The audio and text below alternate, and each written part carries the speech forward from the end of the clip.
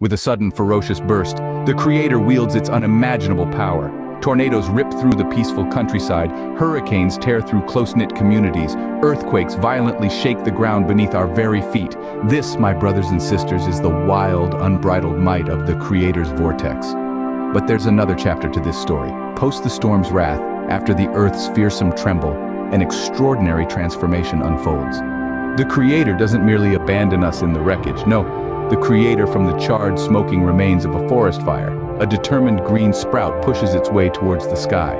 From the rubble and dust of an earthquake, mankind rises, stronger and more resilient than before. From the ravages of a hurricane, communities band together, their bonds forged stronger in the calamity's wake.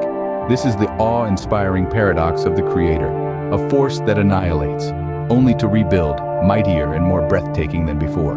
So when the storm's fury assails you or the earth quakes beneath you, await with bated breath. The Creator's breathtaking masterstroke of rejuvenation is on the horizon. The Creator is unstoppable.